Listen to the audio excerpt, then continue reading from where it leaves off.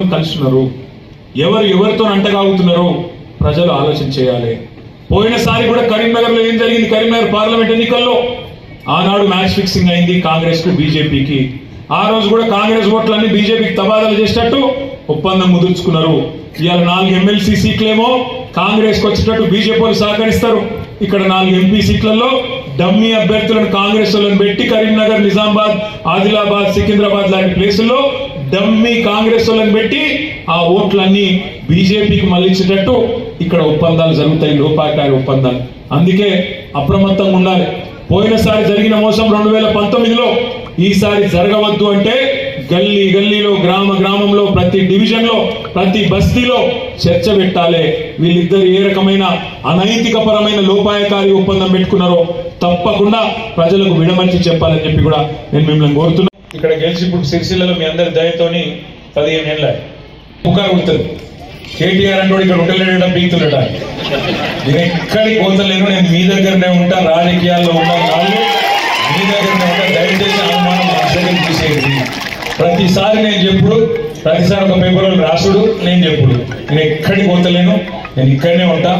బాధ్యత పెరిగింది కాబట్టి మంత్రిగా అక్కడిక్కడ తిరిగినా, ఇప్పుడు పార్టీ వర్కింగ్ ప్రెసిడెంట్ కాబట్టి అన్ని నియోజకవర్గాలు తిరగాలి కాబట్టి తిరుగుతున్నా. కానీ మిమ్మల్ని తప్పకుండా కంటికి రెప్పలాగా, ఎందుకంటే నాకు జీవితాన్ని ఇచ్చింది, రాజకీయ జన్మనిచ్చింది మీరు సిరిసిల్ల. కాబట్టి కంటికి రెప్పలాగా మిమ్మల్ని కాపాడుకునే బాధ్యత నాది. ఆ విషయంలో ఎవరు రాసినా, ఎన్ని రాసినా దయచేసి పట్టించుకోకండి, దయచేసి నమ్మకండి. నేను ఎక్కడికి పోతలేను, ఇక్కడనే ఉంటాననే మాటను మళ్ళొకసారి గట్టిగా నొక్కి చెప్తున్నా. ఎవరు రాసినా, ఎవరు చెప్పినా పట్టించుకోవద్దని చెప్పి నేను మీకు విజ్ఞప్తి చేస్తాను. రైతానికి ఏమైనా ఇబ్బంది అయిందా? ఉంటాయి. ఇప్పుడు మనం గుర్తేది కారు. మరి కారు మొదలు 14 ఏళ్ళేమో జోరుగా ఉద్యమాన్ని ఉరికే, ఆ తర్వాత 10 ఏళ్ళేమో జోరుగా 100 స్పీడ్ తోని గవర్నమెంట్ డెవలప్మెంట్ విషయంలో ఉరికింది. 24 ఏళ్ళు ఉరికింది కారు రైమని. ఉరికినాక సర్వీసింగ్ అవసరం పడదా? పడుతుంది. ఇది అంతే, కొన్ని రోజులు సర్వీసింగ్ తప్ప ఏం కాలేదు. ఏమో పెద్ద భూమి ఆకాశం ఏదో కింద మీద అయినట్టు, ఆగమాగం అయిపోయినట్టు మనం ఏం బాధపడి బేజారయ్యే అవసరం అయితే ఎంత మాత్రం కూడా లేదు. ఇది కేవలం ఒక చిన్న స్పీడ్ బ్రేకర్ మాత్రమే. మళ్ళీ తప్పకుండా మనమే వస్తాం, మళ్ళీ ప్రజలు మన దగ్గరికి వస్తారనే మాట కూడా విజ్ఞప్తి చేస్తాను. ఇంకొక మాట కూడా నేను మీకు విజ్ఞప్తి చేస్తున్నా. అయితే ఇట్లాంటి రాజకీయాల్లో అయితే మనం అనుకున్నాం కరెక్టే, మళ్ళా బ్రహ్మాండ హ్యాట్రిక్ కొట్టాలి, కేసీఆర్ గారు హ్యాట్రిక్ ముఖ్యమంత్రి కావాలి, రాష్ట్రం ఇదే వేగంతో ముందుకు పోవాలి, భారతదేశంలో ఆల్రెడీ నెంబర్ 1 అయింది చాలా రంగాల్లో, ఇంకా బాగా చేయాలి అనే ఉద్దేశంతో కసి మీద పనిచేసినాం. డెఫినెట్ గా అందరం పనిచేసినాం. కానీ ప్రజలు కూడా మనని తీసవతల వారే. 119 నియోజకవర్గాల్లో మొన్న జరిగిన ఎన్నికల్లో మనకు ప్రజలు గౌరవప్రదంగా 39 స్థానాలు, అంటే 3వ వంతు స్థానాలు మనకి ఇచ్చారు. మననేం తీసవతల వాడేలే. అదేవిధంగా 3వ వంతు స్థానాలు గౌరవప్రదంగా 119లో 39 ఇవ్వడమే కాకుండా ఒక 14 నియోజకవర్గాల్లో కేవలం మనం 4-5 వేల ఓట్ల లోపలనే ఓడిపోయాం. జుక్కలనే నియోజకవర్గం ఉంటుంది పక్కకు, నిజామాబాద్ లో, కామారెడ్డి జిల్లాలో, అక్కడ 1150 ఓట్లతో ఓడిపోయాం. దేవరకద్ర అనే నియోజకవర్గం ఉంటుంది మహబూబ్ నగర్ జిల్లాలో, 1300 ఓట్లతో పోయినాం. 3000 ఓట్లతో సిర్పూర్ కాగజ్ నగర్ పోయింది, 3000 ఓట్లతో బోధన్ పోయింది, 4200 ఓట్లతో ఖానాపూర్ పోయింది, 5000 ఓట్లతో నాగర్ కర్నూలు ఇంకా 2 నియోజకవర్గాలు పోయినాయి, 6000 ఓట్లతో కామారెడ్డి మరొక 2 నియోజకవర్గాలు పోయినాయి. 14 నియోజకవర్గాల్లో స్వల్ప తేడాతో 5-6 వేల ఓట్ల తేడాతోని 14 నియోజకవర్గాలు పోయినాయి. ఆ 14లో మనం సగం గెలిచినా ఇవాళ పరిస్థితి ఎట్లుంటున్నానో నాకంటే బాగా మీకే తెలుసు. హంగ అసెంబ్లీ వస్తుండే, ఇవాళ తప్పకుండా పరిస్థితి వేరే ఉంటుండే. ఇదంతా నేను ఎందుకు చెప్తున్నా అంటే, మనం ఓవరాల్ గా చూసుకుంటే కూడా, రాష్ట్రం మొత్తం చూసుకుంటే కూడా మనకు వాళ్ళకి ఫరక్ ఏం పెద్దగా లేదు. కాంగ్రెస్ కు వచ్చింది 38.8% ఓటు. మీడియాలో రోజొక్క కొత్త కథ ఉట్టియాలి. మేడిగడ్డలో అవినీతి, ఇక్కడ అవినీతి, అక్కడ అవినీతి. అధికారం మొత్తం నీ చేతుల్లోనే ఉంది కదా, ఎక్కడ అవినీతి ఉందో తీ. మేము వద్దంటలేం కదా, మేమే డిమాండ్ చేసినాం అసెంబ్లీలో. అవినీతి జరిగిందంటున్నావు కదా, ఎంక్వైరీ చేయి, తప్పు ఎవరు చేసినారో చర్య తీసుకో దమ్ముంటే అని చెప్పి మనమే డిమాండ్ చేసినాం. ఆ విషయంలో ఇంకా పోం, పక్కా ఇంకా పోం. ఎక్కడ అవినీతి ఉంటే అక్కడ చర్య తీసుకో, మాకు అభ్యంతరం లేదు. కానీ తప్పించుకునే ప్రయత్నం చేస్తే మాత్రం వదిలిపెట్టాం, ప్రజల తరపున అడుగుతూనే ఉంటాం. రేపు మళ్ళా ఏప్రిల్ మీరు పార్లమెంట్ ఎన్నిక పోయే నాటికి వరి కోతలు అవుతాయి, తప్పకుండా వరి కోతలు అవుతాయి. వరి కోతలు అయినప్పుడు రైతులు అడుగుతారు, మొదటిసారి అంటే ఇట్స్ పెట్టినాం క్వింటాల్కు 500 బోనస్ అన్నావు, ఏది ఎక్కడ వాయే అని తప్పకుండా అడుగుతారు. ఆ రైతుల తరపున అడగాల్సింది ప్రధాన ప్రతిపక్షంగా మనమే అనే మాట కూడా నేను మీకు విజ్ఞప్తి చేస్తా ఉన్నాను. మన రేవంత్ రెడ్డి గారు దావోస్ పోయిండు, దావోస్ లో చెప్తాడు మేము రైతు భరోసా చాలు చేసినాం అని పచ్చి అబద్ధాలు ఇలా విదేశాలలో చెప్తున్నాడు ఈ ముఖ్యమంత్రి గారు. నిజంగా రైతు భరోసా చాలు అయిందా? కేసీఆర్ ఇచ్చిన రైతు బంధుకే దిక్కులేదు ఇప్పటిదాకా, రైతు బంధుకే ఇంకా మొత్తం పడలే, రైతు బంధుకే దిక్కులేదంటే విదేశాలకు పోయి మాత్రం రైతు భరోసా చాలు చేసినా నేను ఇవాళ పంటకు 7,500 రూపాయలు ఇస్తున్నా అని చెప్పి పచ్చి బోగస్ మాటలు ఇవాళ ముఖ్యమంత్రి గారు మాట్లాడుతూ ఉన్నారు. రేపు రైతు భరోసా విషయంలో కూడా మరి ఎండాకాలం పంట మళ్ళీ నాటేసే టైం వచ్చింది అంటే రైతు భరోసా కింద చాలు కాకపోతే ప్రజలు రైతులు ఊరుకోరు. ఆ రోజు పంట కోతల టైంకు బోగస్సు ఈ బోనస్ ఇయ్యక మళ్ళీ బోగస్ మాటలు చెప్తే తప్పకుండా నీ పార్టీని ఊచకోతకు వస్తారు రైతులు అనే మాట కూడా ఈ సందర్భంగా నేను మీకు విజ్ఞప్తి చేస్తా ఉన్నాను. ఎందుకంటే రైతులకు కూడా తెలుసు కొద్దిగా ఓపిక పట్టాలి కాబట్టి ఓపిక పడతాను. ఇప్పుడే వచ్చింది కదా, మీరు కూడా ఎగిరిత పడకుండా బిడ్డ తొందర పడకుండా అంటారు. మేమేం తిడతలేము, ఎగిరిత పడతలేము, విమర్శ చేస్తలేము, యాద్ చేస్తున్నాం. 100 రోజులలో చేస్తా, డిసెంబర్ 9 నాడు మొదటి సంతకం పెడతా, 2 లక్షల రుణమాఫీ చేస్తా అని మేము చెప్పలే, మీరే చెప్పిండ్రు. చెప్పిన దాన్ని మీకు యాద్ చేస్తున్నాం, వేరే మాట మాట్లాడతలేం. మా ఆడబిడ్డలకు చెప్పినారు మీరు తులం బంగారం ఇస్తామన్నారు, కళ్యాణ లక్ష్మి కేసీఆర్ ఇస్తాడు, దాంతో పాటు తులం బంగారం ఇస్తా అంటుండు. మొన్న శ్రీధర్ బాబు గారు ఇక్కడ మంత్రిల కళ్యాణ లక్ష్మి చెక్కులు ఇచ్చిండు. ఏమాయ తులం బంగారం శ్రీధర్ బాబు గారు అంటే బెబ్బెబ్బే ఇప్పటిదాకా లేదు. మరి ఇస్తారా ఇయ్యరా చూడాలి. తులం బంగారం ఇస్తారా ఇయ్యరా, ఏడికేలు వస్తాయి మనం చూడాలి, ఏం చేస్తారో కూడా తప్పకుండా చూడాలి. ఇంకొక మాట కూడా నేను మీకు విజ్ఞప్తి చేస్తా ఉన్నాను.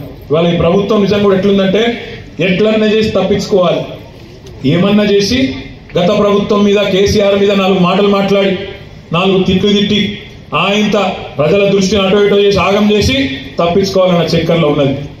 ఏమంటాడు ఆయన సెక్రటేరియట్ పోయి, నేను ఇక్కడ లంకె బిందెలు ఉంటాయనుకొని వచ్చినా కానీ ఖాళీ బిందెలు ఉన్నాయి అంటూ. లంకె బిందెల కోసం ఎవరు తిరుగుతారే? లంకె బిందెల కోసం ఎవరు తిరుగుతారు? ఏడ తిరుగుతారు? పాడుపడ్డ గుట్టలల్లా, పాడుపడ్డ గుళ్ళల్లా, పాత గడిలల్లా అలా పోయి తవ్వుతా అంటారు. ఆ గడపార పట్టుకొని తటపార తీసుకొని అర్ధరాత్రి పోయి దొంగసాటి పోయి తవ్వుతుంటారు. అయ్యా రేవంత్ రెడ్డి గారు మీరు వినండి జాగ్రత్తగా. మీకు పాపం ఇదివరకు ఎన్నడూ మంత్రిగా పనిచేసిన అనుభవం లేదు, ఎన్నడూ ప్రభుత్వంలో ఉన్న అనుభవం లేదు కాబట్టి నువ్వు అనుకున్నట్టున్నావు సెక్రటేరియట్ కిందేమో బిందెలు ఉన్నాయి తవ్వుకుంటాయని. సెక్రటేరియట్లో లంకె బిందెలు ఉన్నాయి నాయన, ఆడ కంప్యూటర్లు ఉంటాయి, పేపర్లు ఉంటాయి, పనిచేసేందుకు అధికారులు ఉంటారు. వాళ్ళందరితో కూర్చోబెట్టి ఇచ్చిన హామీలు ఎట్లా నెరవేరుస్తావో గడిదికి ఆలోచన చెయ్యి. లంచ బిందెల కోసం తవ్వుడు, అర్ధరాత్రి తిరుగుడు, ఇంకేడుకో పోయి ఏమేమో ప్రయత్నాలు చేసుడు బంద్ చేయి. అట్లాంటివి ఏమి ఉన్నాయి ప్రభుత్వంలో తెలుసుకో అనే మాట కూడా నేను మీకు విజ్ఞప్తి చేస్తా ఉన్నాను. ఎందుకంటే ఇట్లాంటి వాళ్ళు ఎన్నెన్ని మాటలు చెప్పారు ఒకసారి చూడు. ఆ 420 హామీల లిస్టు చూస్తానైతే మనకు చక్కెర వచ్చి పడిపోతాం. అందుకే నేను మిమ్మల్ని కోరేది, ఈ ప్రభుత్వం నోటికి ఎంత వస్తాయి అంత చెప్పి అలవి గాని హామీలు ఇచ్చి ఇలా తప్పించుకునే ప్రయత్నంలో భాగంగా కేసీఆర్ ఇట్లా చేసిపోయిండు, అప్లపాలు చేసిపోయిండు, ఇది చేసిపోయిండు, అది చేసిపోయిండు అని మాట్లాడుతున్నాడు. కేసీఆర్ ఏం చేసిండో ప్రజలకు తెలుసు. 200 రూపాయల పెన్షన్ను 2000 రూపాయలు చేసినోడు కేసీఆర్. 500 రూపాయల పెన్షన్ను దివ్యాంగులకు 4000 రూపాయలు చేసింది కేసీఆర్. ఇదివరకు దేశంలో ఎన్నడూ లేని విధంగా రైతులకు 73,000 కోట్ల రూపాయలు వాళ్ళ ఖాతాలో రైతు బంధు రూపంలో టైం ఇచ్చింది కేసీఆర్. భారతదేశం మొత్తంలో 24 గంటలు ఉచితంగా విద్యుత్ ఇచ్చింది ఒకే ఒక్క నాయకుడు రైతులకు, కేసీఆర్. ఇవాళ మా సోదరులు నేతన్నలు సిరిసిల్లలో ఉన్నారు. మీకు కూడా నేను ఒక మాట ఇస్తా ఉన్నా, మీ అందరికీ నేను మాటిస్తా ఉన్నా. ఇవాళ బెదిరిస్తున్నారట కాంగ్రెస్ వాళ్ళు, మీరు కేటీఆర్ కోటేశ్వరు కదా మీకు ఆర్డర్లు ఇస్తామా చూసుకుంటాం అంటున్నాడు. నేను కూడా మీకు మాటిస్తున్నా, అవసరమైతే సిరిసిల్ల ప్రజల ప్రతినిధిగా, సిరిసిల్ల ప్రజాప్రతినిధిగా మొత్తం 39 మంది ఎమ్మెల్యేలు అవసరమైతే రాష్ట్ర ప్రభుత్వాన్ని దిగ్బంధం చేస్తాం, నిర్బంధిస్తాం, వాళ్ళని సవాల్ చేసి తప్పకుండా సిరిసిల్లలో నేతన్న ప్రతి నేతన్నను కాపాడుకుంటాం. మీరు ఎవ్వరికి కూడా భయపడవలసిన అవసరం లేదు. అక్కడేదో కొత్తగా ప్రభుత్వంలోకి వచ్చినంత మాత్రాన మేమేదో రాజులం, జాగీర్దారులం, మేమేదో పెద్దవాళ్ళం, సుల్తాన్లం అనుకుంటే నడవది. ప్రజల కోసం నడవాలి తప్ప, ప్రజల కోసం ప్రభుత్వం పనిచేయాలి తప్ప మేము పగబడతాం, ఓటేయకపోతే ఊకోము అనే లైన్లో బెదిరిస్తే ఎవరు బెదిరిపోవాల్సిన అవసరం లేదు. ఒక సర్పంచో, ఒక ఎంపీటీసో, ఒక కౌన్సిలరో కాంగ్రెస్ వాళ్ళ ప్రలోభాలకో, బీజేపీ వాళ్ళ భయాలకో పోతే భయపడకండి, బెదిరిపోకండి. ఎవ్వరు లేని నాడే తెలంగాణ తెచ్చింది ఈ గులాబీ జెండా అనే మాట మర్చిపోకండి. పెద్దోళ్లను తట్టుకొని, పెద్ద ఆకుసిపాయలను తట్టుకొనే ఈ గులాబీ జెండా అనే తెలంగాణ తీసుకొచ్చిన పార్టీ. ఒక్క నాయకుడు పోతే 10 మంది కొత్త వాళ్ళను, అద్భుతమైన నాయకులను తయారు చేసే బాధ్యత నేను తీసుకుంటా అని చెప్పి కూడా మీకు విజ్ఞప్తి చేస్తా ఉన్నా. ఇంకా ఈ 5 ఏళ్ళు వేరే పనేం లేదు. ఈ 5 ఏళ్ళు మనకు మంత్రి పదవి లేదు, ప్రభుత్వంలో లేం కాబట్టి వేరే పనేమి లేదు. పార్టీ పటిష్టత కోసం పనిచేద్దాం. పార్టీని క్షేత్రస్థాయి నుంచి నిర్మాణం చేసుకుందాం. ఎస్, ఆగన్ ఒక్కడే ఉన్నాడు జిల్లా పార్టీ ప్రెసిడెంట్ గా. జిల్లా కమిటీని బ్రహ్మాండంగా ఫుల్ ఫ్లెజ్డ్ చేసుకుందాం. చాలా మందికి అందులో అవకాశాలు ఇచ్చుకుందాం. అనుబంధ సంఘాలు ఉన్నాయి, వాటిని కూడా పటిష్టం చేసుకుందాం. పని చేసేటోళ్ళకే పదవులు ఇద్దాం.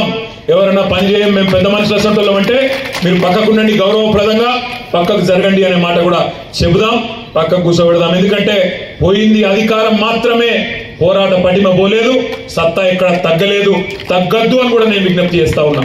మా తమ్ముళ్ళు కొంతమంది అడుగుతున్నారు, అన్నా మేము ప్రెస్ మీట్లు పెట్టానంటే మాకు అధికార ప్రతినిధి హోదా ఇవ్వాలి కదా అని అడుగుతా ఉన్నారు. తప్పకుండా కొంతమంది అధికార ప్రతినిధులు కూడా నియమించుకుందాం. మండలాల్లో, జిల్లాలో, రాష్ట్రంలో ఎప్పటికప్పుడు ప్రజా సమస్యల మీద గొంతు విప్పే అద్భుతమైన నాయకత్వం మన పార్టీలో ఉన్నది.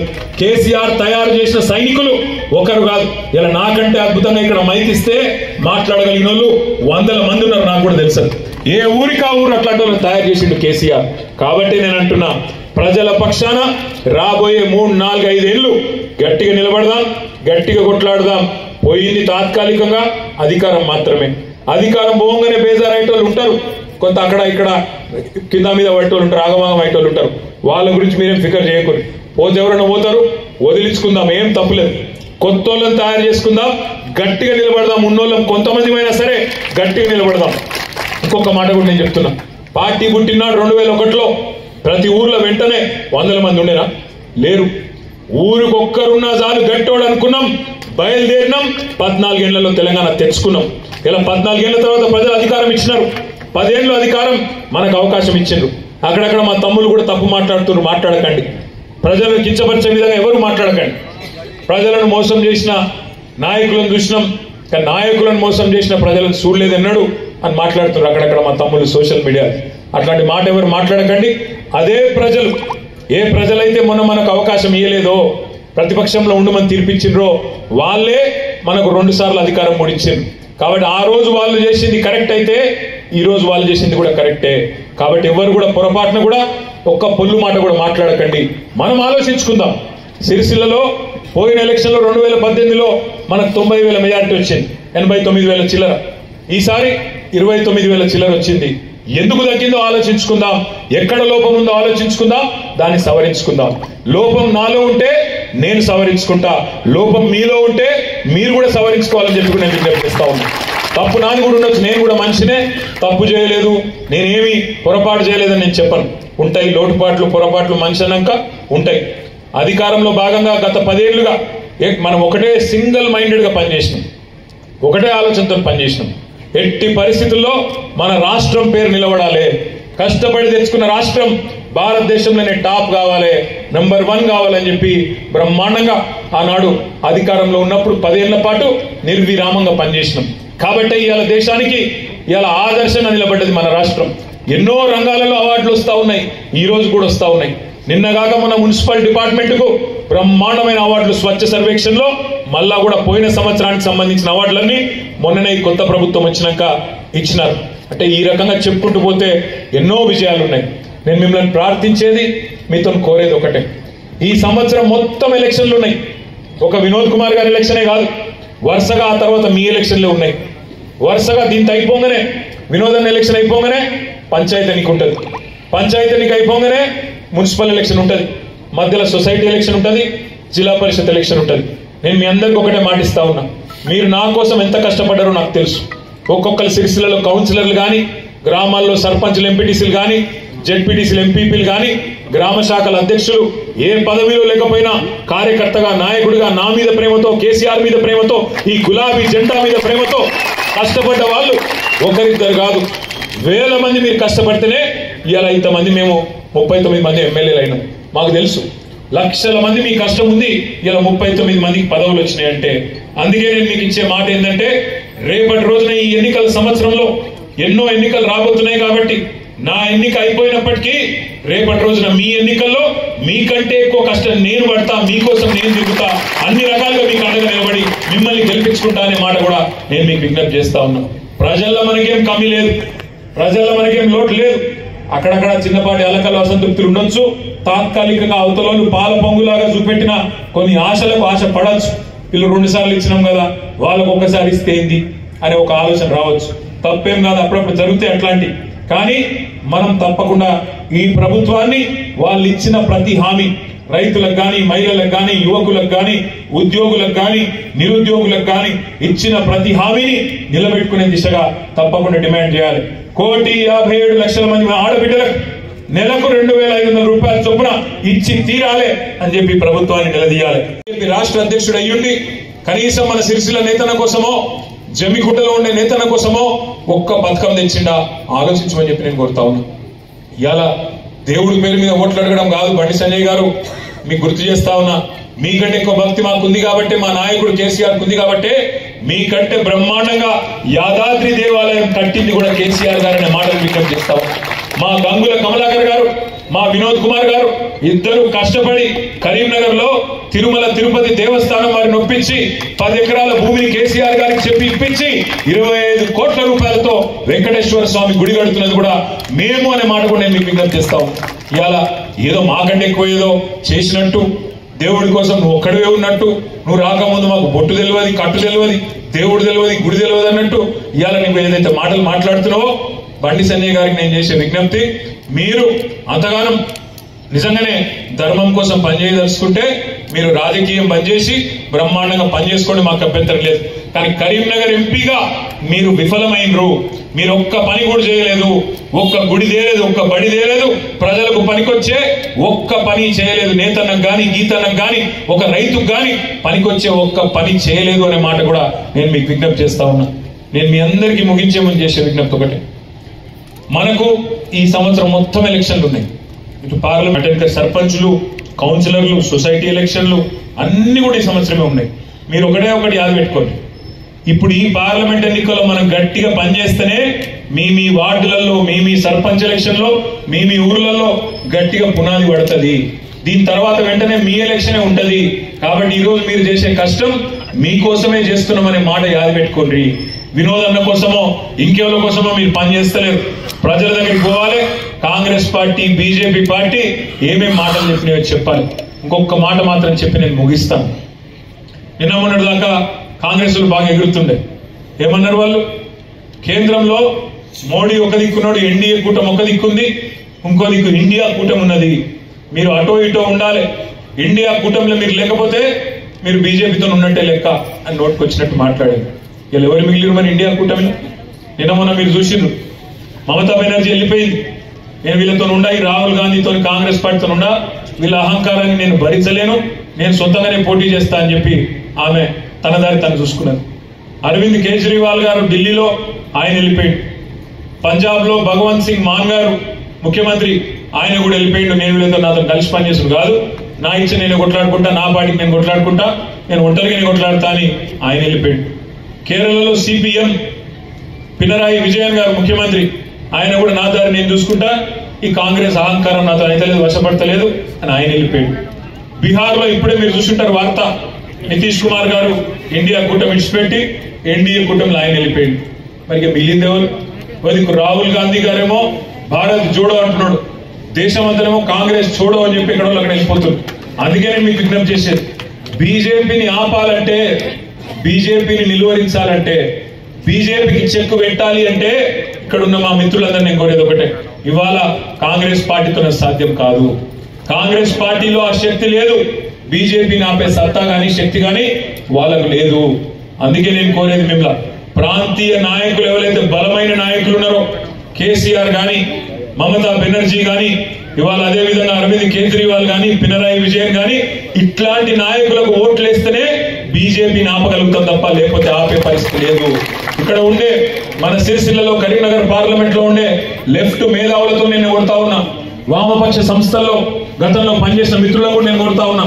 ఇవాళ బీజేపీని ఆపాలి అంటే కాంగ్రెస్ లో ఆ ధైర్యము లేదు, ఆ దమ్ము లేదు, ఆ సత్తా లేదు, ఆ తెగింపు కూడా కాంగ్రెస్ పార్టీకి లేదు. అయినా మీరు ఇంకొక మాట కూడా గమనించాలా, ఇవాళ బీజేపీ వ్యతిరేకులుగా ఉన్న మిత్రులు కాంగ్రెస్ బీజేపీ కూడబలుపుకొని మాట్లాడుతున్నాయి, కూడబలుపుకొని ఒకటైతా ఉన్నాయి. గమనించండి, మొన్న శాసన మండలి 2 స్థానాలు ఖాళీ అయినాయి. కడియం శ్రీహరి గారు, కౌశిక్ రెడ్డి గారు ఇద్దరు ఎమ్మెల్సీలు ఎమ్మెల్యేలు అయిన ఎలక్షన్లు నిలబడి ఇద్దరు రాజీనామా చేశారు. ఇద్దరు కూడా ఎమ్మెల్యేల ద్వారా ఎన్నుకోబడ్డ ఎమ్మెల్సీలు ఇద్దరు రాజీనామా పెట్టిండ్రు, సంతకం ఇచ్చారు. ఒకటేసారి రాజీనామా చేసిండ్రు, ఒకటే నిమిషంలో ఒకటేసారి ఇద్దరు రాజీనామా విషయం బులెటిన్ ద్వారా ఎలక్షన్ కమిషన్ కు మన అసెంబ్లీ వాళ్ళు చెప్పారు. ఇద్దరి స్థానాలు ఒకటేసారి ఖాళీ అయినప్పుడు ఉప ఎన్నిక కూడా ఒకటేసారి పెట్టాలన్నా వద్దా? పెట్టాలన్నా? ఇద్దరు కేటగిరీ సేమ్, ఇద్దరు ఎమ్మెల్యేల ద్వారా ఎన్నుకోబడ్డ వాళ్ళే, ఇద్దరు ఒకటేసారి రాజీనామా చేసిండ్రు. ఇద్దరు రాజీనామా చేసిన విషయం కూడా ఒకటే కామన్ బులెటిన్ లో కేంద్రంలో ఉండే ఎలక్షన్ కమిషన్ కు మన అసెంబ్లీ వాళ్ళు చెప్పారు. కానీ ఏం జరిగిందో ఎరికేనా? రేవంత్ రెడ్డి గారు పోయిండ్రు, అమిత్ షా గారిని కలిసిండ్రు, పుష్పగుచ్చం ఇచ్చిండ్రు.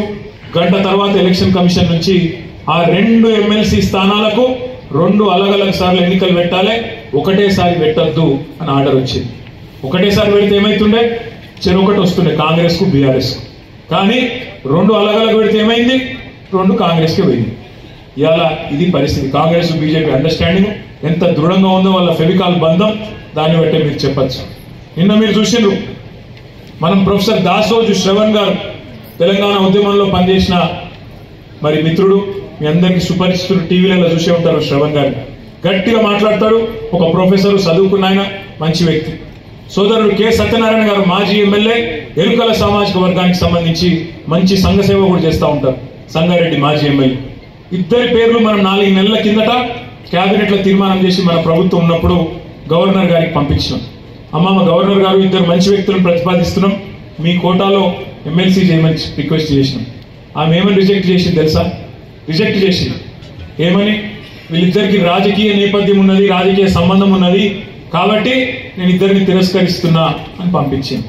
మరి నిన్న కోదండరామ్ గారు, ఒక రాజకీయ పార్టీ అధ్యక్షుడు, ఆయన రాజకీయ పార్టీ కార్యకర్త కాదు, నాయకుడు కాదు, తెలంగాణ జనసమితి అనే రాజకీయ పార్టీ అధ్యక్షుడు, ఆయన పేరు పంపగానే రేవంత్ రెడ్డి గారు, గవర్నర్ గారు కళ్ళు మూసుకొని సంతకం పెట్టింది. మరి ఎవరు ఎవరితో కలుస్తున్నారు, ఎవరు ఎవరితో అంటగాగుతున్నారో ప్రజలు ఆలోచన చేయాలి.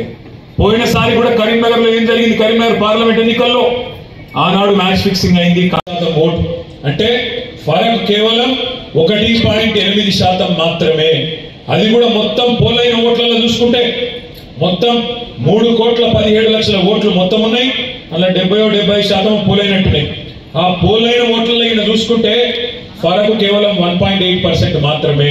అంటే మొత్తం కలిపితే కూడా రాష్ట్రం మొత్తం 4 కోట్ల జనాభా ఉండే రాష్ట్రంలో ఇద్దరి మధ్యన ఫరక్ ఎంత అంటే 4 లక్షల ఓట్లు మాత్రమే.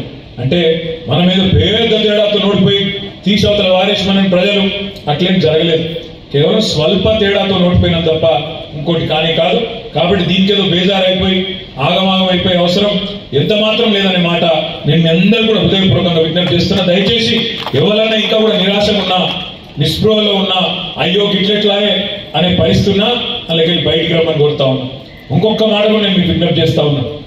ఇక కాంగ్రెస్ వాళ్ళు కూడా నిజానికైతే నమ్మలేదు, వాళ్ళ అధికారంలోకి వస్తామని వాళ్ళు కూడా అనుకోలేదు. కాబట్టి ఏం చేసిండ్రు? రైతులకు మీరు ఆగుండ్రి, కేసీఆర్ అనుకుంటాడు ₹1,00,000 రుణమాఫీ చేసింది కాబట్టి గెలిచిపోతా అనుకుంటాడు కేసీఆర్. నేను 2 లక్షలు రుణమాఫీ చేస్తా, రైతులు ఎవరైనా నిన్న రుణమాఫీ అయిపోయిన వాళ్ళు ఉంటే తెల్లారే బ్యాంకు పోన్రి, 2 లక్షలు తెచ్చుకోండి, నేను చేస్తా రుణమాఫీ డిసెంబర్ 9 నాడు అని రేవంత్ రెడ్డి గారు ఆనాడు పిసిసి అధ్యక్షుడిగా చెప్పినారు. అది మాత్రమే కాదు, మీరు అమ్ముకోకుండ్రి ధాన్యం, కింటాలకు 500 బోనస్ ఇచ్చి నేను కొంటా డిసెంబర్ తర్వాత అని చెప్పిండు. అదేవిధంగా ఆడబిడ్డలకు చెప్పిండు, ఏమన్నాడు? ఇవాళ 2,000 పెన్షన్ వస్తున్నది, రేపు 4,000 పెన్షన్ ఇస్తా డిసెంబర్ నుంచి వచ్చే నెల నుంచి అన్నాడు. అదేవిధంగా ఇంకొక మాట కూడా చెప్పిండ్రు వాళ్ళు. ఇప్పుడు కేసీఆర్ ఇచ్చే రైతు బంధు తీసుకుంటే 10,000, డిసెంబర్ తర్వాత నేను ఇచ్చేది 15,000 వస్తుంది మీ ఖాతాలల్లా అని చెప్పిండు. ఈ ఆడబిడ్డలకేమో బస్సు ఫ్రీ, బంగారం ఫ్రీ, ఇది ఫ్రీ, అది ఫ్రీ అని చెప్పి మొత్తం 420 హామీలు. 6 గ్యారెంటీలు కాదు. మనోళ్ళు తెలిస్తే ఒక మాట్లాడుతున్నారు ఆడిడ 6 గ్యారెంటీలు అని. వాళ్ళు ఇచ్చిన 6 గ్యారెంటీలేమో 100 రోజులలో చేస్తామని, మిగతా 414 హామీలు, 420 హామీలు, 420 హామీలు ఏవైతే కాంగ్రెస్ పార్టీ ఇచ్చిందో నేను నిలబెడతా చేస్తా అని చెప్పి 420 హామీలు. రైతు డిక్లరేషన్ అని, యూత్ డిక్లరేషన్ అని, మైనారిటీ డిక్లరేషన్ అని, ఎస్సీ డిక్లరేషన్ అని, ఎస్టీ డిక్లరేషన్ అని, బీసీ డిక్లరేషన్ అని, యువజన డిక్లరేషన్ అని, డిక్లరేషన్ల మీద డిక్లరేషన్లు చేసి మేనిఫెస్టో పెట్టి 420 హామీలు ఇచ్చి ఇవాళ 1.8% తో గెలిచిన వాళ్ళు. నేను మీ అందరిని ప్రార్థించేది ఒకటే, మనం చేసిన పని ప్రజల అనుభవంలో ఉంది. నాకంటే బాగా మీకే తెలుసు, ఎందుకంటే జనంలో ఉండేది మీరు, తెల్లారి లేస్తే ప్రజలతో మాట్లాడేది మీరు. 50 రోజులైంది నిన్నటి కరెక్ట్ గా కాంగ్రెస్ పార్టీ అధికారంలోకి వచ్చి. ఈ 50 రోజులలో గ్రామాలలో రైతులు ఏమంటున్నారో, గ్రామాలలో ప్రజలు ఏమంటున్నారో నాకంటే బాగా మీకే ఎరుక. ఏమంటున్నారు ఇవాళ కరెంటు పోగానే 1 గంట 2 గంటలు ఏమంటారు ప్రజలు? చూసినావా, కేసీఆర్ చెప్పిందే నిజమైంది. కాంగ్రెస్ ఉంటే కరెంట్ ఉండదని కేసీఆర్ ముందే చెప్పిండు. ఆయన చెప్పినట్టే అవుతుంది. చెప్పినట్టు వినకపోతే మీ ఆయన బాధ ఇలా రైతులు పడతారు. ఫోన్లు చూసుకుంటారు పాపం తెల్లారు లేచి. నీకు పడ్డదా అంటే రైతు బంధు నీకు పడ్డదా, నీకు పడ్డదా అంటే నీకు పడ్డదా. ఈ రోజు వరకు కూడా 2.5 ఎకరాల కంటే ఎక్కువ రైతు బంధు పడలేదు. ఇవాళకి కూడా ఆ రోజేమో ముఖ్యమంత్రి, ఇప్పుడున్న ముఖ్యమంత్రి ఆనాడు పిసిసి అధ్యక్షుడు రేవంత్ రెడ్డి గారు ఆ రోజు అన్నాడు, కేసీఆర్ బిచ్చమేసినట్టు ఎత్తాడు, రైతు బంధు 10,000 నేను ఇస్తా 15,000 మీకు అని ఆ రోజు నరికిండు. ఇవాళ ఇప్పటి వరకు నాట్లు పడ్డాయి. ఎక్కడోళ్ళు అక్కడ రైతులు ఒకరు మొగాలు ఒకరు చూసుకుంటారు. నీకు పడ్డారు అంటే నీకు పడ్డారు. ఇవాళ పరిస్థితి ఏంది? కేసీఆర్ ఉన్నప్పుడేమో రైతు బంధు ఒకటే వారం రోజుల లోపల 70 లక్షల మంది రైతుల ఖాతాల్లో 7,500 కోట్లు ఒక వారం రోజులు వస్తున్నాయి. ఇలా ఉన్నదా పరిస్థితి? ఒకళ్ళ మొగాలు ఒకరు చూసుకొని రైతులు అనుకుంటారు కేసీఆర్ చెప్పింది వాజిబే ఉండే, మనం నమ్మి మోసపోయినాం, ఆగమైనమనే మాట రైతుల్లో ఉన్న మాట వాస్తవం అయితే గట్టిగా చప్పట్లతో మీకు చెప్పాలని చెప్పి నేను చెప్తాను. ఒక రైతులే కాదు, ఇవాళ ఒక రైతులే కాదు, మార్పు కావాలి అని చెప్పి ఓటేసిన వాళ్ళందరూ నెత్తినోరు కొట్టుకుంటాను. ఇవాళ నేను నిన్న హైదరాబాద్ లో ఒక మీటింగ్ పోయిన, జూబ్లీహిల్స్ లో మీటింగ్ పోతే ఆడ కొద్దిగా ట్రాఫిక్ జామ్ అయితే ఆయన బయటకు వచ్చి ఆటో ఎక్కిన. ఆటో ఎక్కి తెలంగాణ భవన్ పోయినా, మన పార్టీ ఆఫీస్ పోయినప్పుడు ఆ తమ్ముడి పేరు శాతం రమేష్, ఆటో డ్రైవర్ పేరు. మాట్లాడుకుంటూ ముచ్చట పెట్టుకుంటూ పోయినా, ఏం సంగతి, ఏం రమేష్ అన్న మరి ఏం సంగతి అంటే ఏం చెప్పమంటావే, ఆలేరు నియోజకవర్గం బతుకు తెరువు కోసం హైదరాబాద్కి వచ్చిన, మూటకొండూరు అనేది మా ఊరాడ, నాకు 2 పిల్లలు, నాచారం కాడ ఉంటా, 25 ఏళ్ళకెళ్ళి నడుపుతున్న ఆటో. మరి ఇవాళ నా పరిస్థితి మార్పు అని ఆయన మా గొప్పనే కూర్చుకున్నారు వీళ్ళందరూ కలిసి. మాకు ఇవాళ 6.5 లక్షల మంది ఆటోలు నడుపుకునే అన్నలు తమ్ముళ్ళు మేమందరం సంపాదించుకుంటుంటే ఇవాళ నాకు రోజుకు 500-600 కూడా వస్తలేదు. ఈఎంఐ ఎట్లా కట్టాలి, ఇల్లు కిరాయి ఎట్లా కట్టాలి, పిల్లల ఫీజులు ఎట్లా కట్టాలి తెలియక గౌరవనీయులు పెద్దలు వినోద్ కుమార్ గారికి సార్ చప్పట్లతో అందరం కూడా స్వాగతం. కరీంనగర్ ఎంపీ గారికి గట్టిగా సపోర్ట్ కూడా దయచేసి ఇక్కడ ఫీజులు, ఇల్లు కిరాయి, ఆటో ఈఎంఐ, ఆ డీజిల్ రేట్లు పెంచిన మోడీ గారు అన్నింటి తట్టుకొని ఎట్లా బతకాలో అర్థమైతే లేదన్నా. ఈ ఫ్రీ బస్ వచ్చినాక ఆగమైపోయినామన్నాడు. ఫ్రీ బస్సు పట్ల నాకేం ఇబ్బంది లేదు, మంచిదే ఫ్రీ బస్సు. కానీ ఇవాళ ఏం జరుగుతున్నదో ఫ్రీ బస్సు వల్ల ఒక్కసారి మీరు చూడాలని చెప్పి నేను కోరుతున్నా. కళలో కూడా అనుకోలే ఎన్నాడు అట్లాంటి దృశ్యాలు చూస్తామని.